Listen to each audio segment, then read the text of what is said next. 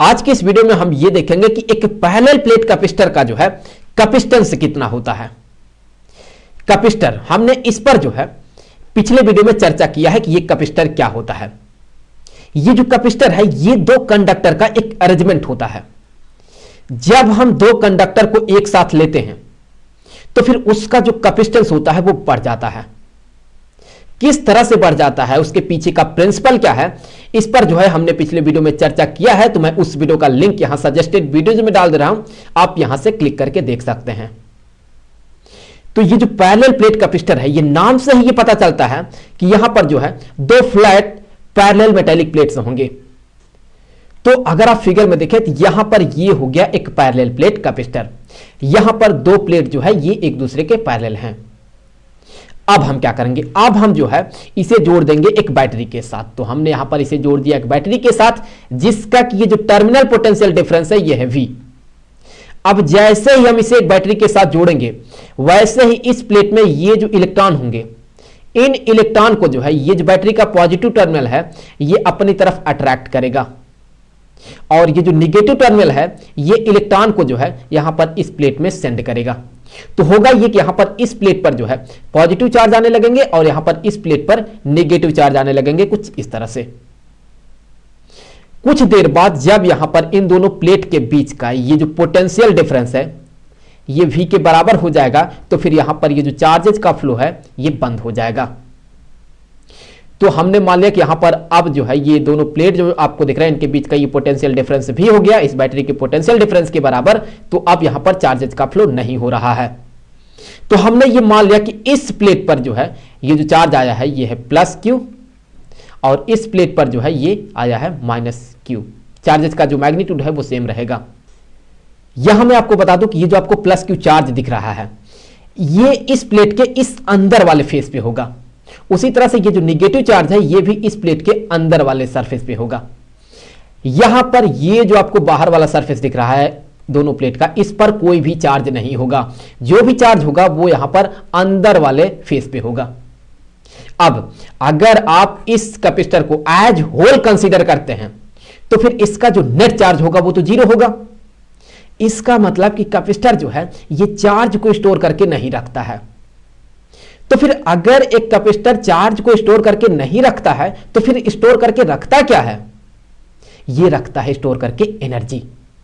यहां पर ये एनर्जी को स्टोर करके रखा है। आप कैसे समझेंगे कि ये एनर्जी को स्टोर करके रखा है, उसके लिए अगर आप यहां पर जो है अभी इस बैटरी को हटा करके जो है आप यहां पर क्या करते हैं, आप यहां पर लगा देते हैं एक बल्ब। सो आपने जो है यहां पर लगा दिया एक बल्ब। तो जैसे ही आप यहां पर जो है एक बल्ब लगाएंगे वैसे ही यहां पर ये जो बल्ब है ये ग्लो करेगा। तो इसे एनर्जी मिला कहां से, इसे एनर्जी मिला यहां पर ये जो कैपेसिटर एनर्जी को स्टोर करके रखा था वही एनर्जी ये कैपेसिटर यहां से रिलीज करता है, और उसी एनर्जी से ये जो बल्ब है ये ग्लो करता है, और उसके बाद ये जो कैपेसिटर है ये डिस्चार्ज हो जाता है। तो इस तरह से हम ये कह सकते हैं कि एक कैपेसिटर जो है ये एनर्जी को स्टोर करके रखता है। तो अब यहां से हम ये कह सकते हैं कि इस कैपेसिटर का जो कैपेसिटेंस होगा वो बराबर होगा, यहां पर ये जो कैपेसिटर है ये जितने चार्ज से जो है चार्ज अप है। अगर हमसे पूछा जाएगा कि ये कितने चार्ज से जो है चार्ज अप है तो हम कहेंगे कि ये प्लस Q चार्ज से जो है ये चार्ज अप है। तो हम कहेंगे कि ये जो कैपेसिटेंस होगा ये बराबर होगा Q डिवाइडेड बाय इन दोनों प्लेट के बीच का ये जो पोटेंशियल डिफरेंस है ये।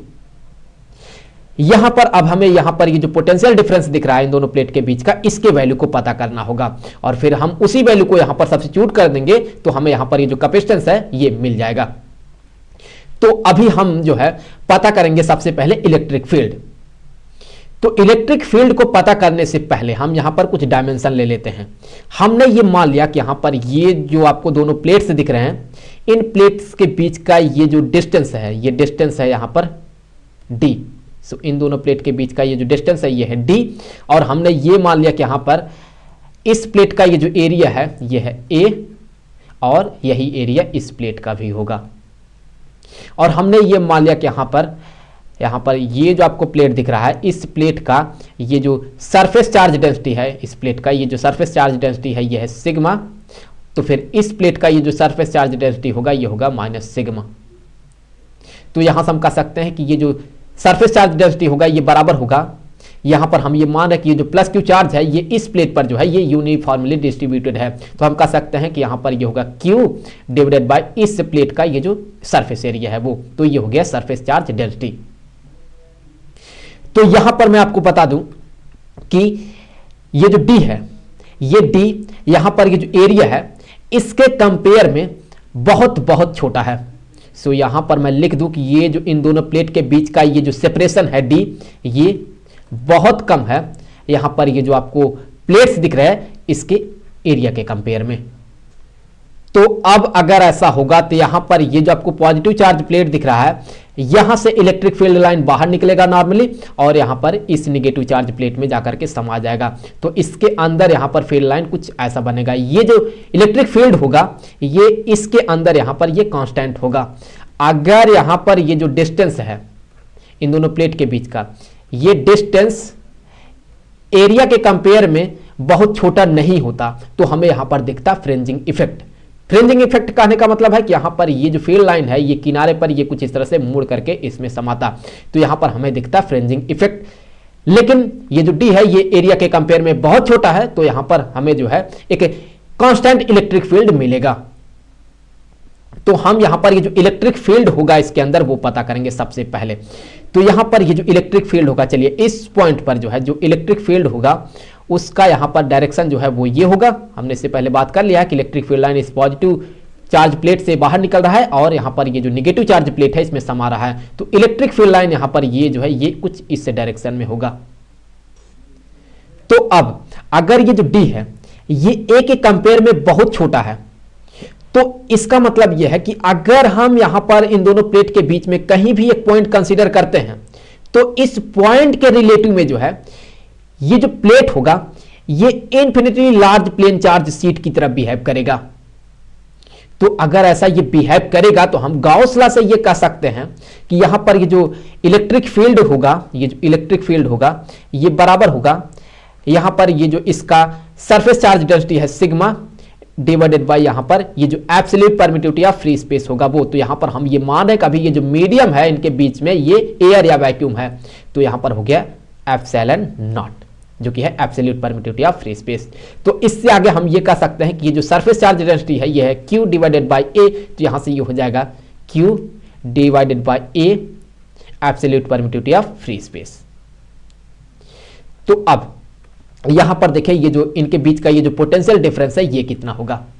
यहां पर ये जो इलेक्ट्रिक फील्ड है ये कांस्टेंट है, तो हम ये कह सकते हैं कि यहां पर ये जो पोटेंशियल डिफरेंस होगा ये बराबर होगा इसके अंदर ये जो इलेक्ट्रिक फील्ड बना वो इनटू इन दोनों प्लेट के बीच का ये जो सेपरेशन है जो कि है T।